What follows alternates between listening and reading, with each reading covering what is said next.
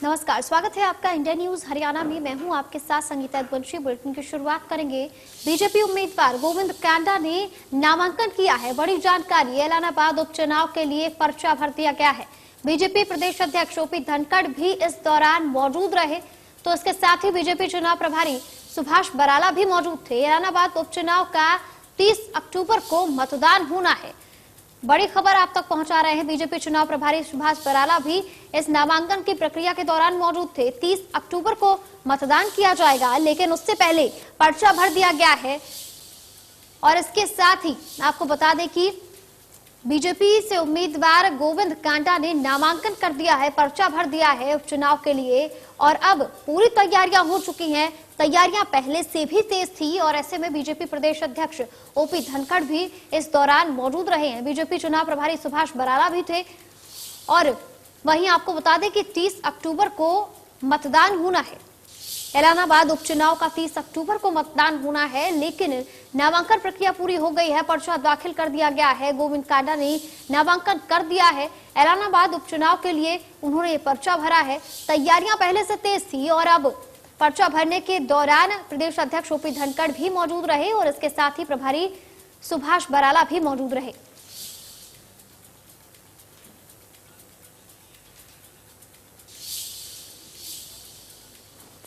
बड़ी खबर लगातार बनी हुई है आपकी टीवी स्क्रीन पर, जहां पर एलनाबाद से बीजेपी उम्मीदवार गोविंद कांडा ने नामांकन किया है। एलनाबाद उपचुनाव के लिए पर्चा भर दिया गया है। और अब इस दौरान कौन कौन मौजूद रहे वो आपको बता देते हैं। प्रदेश अध्यक्ष ओपी धनखड़ मौजूद थे, तो बीजेपी चुनाव प्रभारी सुभाष बराला भी नामांकन प्रक्रिया के दौरान मौजूद रहे। 30 अक्टूबर को अब मतदान होगा। एलनाबाद उपचुनाव का 30 अक्टूबर को मतदान होना है, लेकिन नामांकन की प्रक्रिया पूरी हो गई है।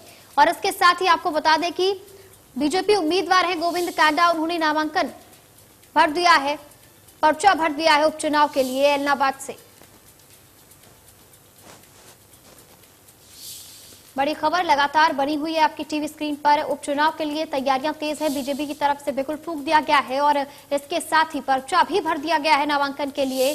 और इस दौरान तैयारियों के साथ ही गोविंद कांडा अब नामांकन प्रक्रिया भी पूरी कर चुके हैं।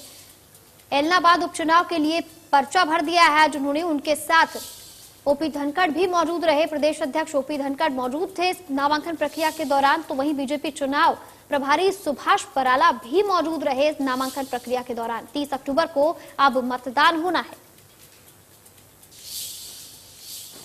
बड़ी खबर लगातार बनी हुई है आपकी टीवी स्क्रीन पर उपचुनाव को लेकर के, एलनाबाद उपचुनाव को लेकर के, जहां पर नामांकन दाखिल कर दिया गया है, पर्चा भर दिया गया है। और इस प्रक्रिया के दौरान प्रदेश अध्यक्ष ओपी धनखड़ भी मौजूद थे, तो वहीं बीजेपी चुनाव प्रभारी सुभाष बराला भी साथ थे। अब 30 अक्टूबर का इंतजार है जब मतदान होगा।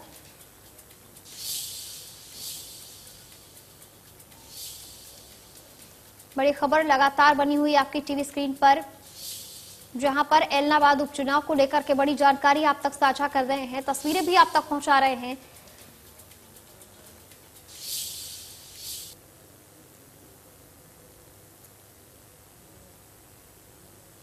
इसी खबर पर तमाम जानकारी लेकर के हमारे साथ हमारे सहयोगी अमर सिंह जुड़ चुके हैं, उनका रुख कर लेते हैं।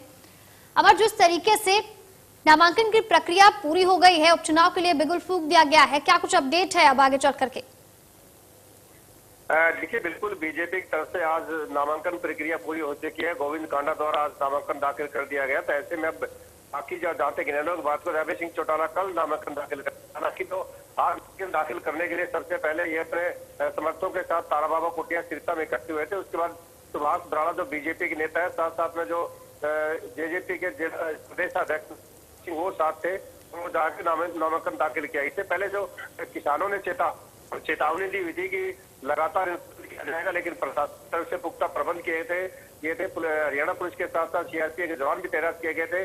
और हालांकि कुछ किसान वहां पहुंचे थे, उन्होंने नारेबाजी भी की थी और बीजेपी और गोविंद खिलाफ नारे भी लगाए थे, लेकिन प्रक्रिया पूरी नामांकन सही तरीके से हो चुकी है और अब आने वाले देखना होगा कि आगे चुनाव में किस तरह से प्रचार करने पहुंचेंगे। तब भी किसानों ने ये ऐलान किया हुआ है कि उनका विरोध करेंगे, लेकिन सबसे बड़ी बात है कि नामांकन दाखिल होने के बाद वो अपना प्रचार शुरू करेंगे। उसके बाद जहां तक कल की बात करें तो कल अभय सिंह चौटाला नामांकन दाखिल करेंगे। इसके साथ बीच में और बताऊंगा कि एक जो संयुक्त किसान मोर्चा की तरफ से जो प्रत्याशी यहाँ खड़े होने की बात की थी, उसका किसानों को थोड़ा विरोध किया जा रहा है। उनका कहना है कि ये संयुक्त मोर्चा की तरफ से कोई उम्मीदवार खड़ा नहीं किया गया है और इस तरह से जो पूरा जो नामांकन दाखिल होने के बाद जिस प्रकार का चुनावी माहौल है बिल्कुल गर्म हो चुका है। और खासकर बात करें तो किसानों का साफ कहना है कि उनकी तरफ से ना कोई कैंडिडेट खड़ा किया गया है, लेकिन केवल जेजेपी और भाजपा का जो भी उम्मीदवार है उनका विरोध करने का उन्होंने फैसला किया है।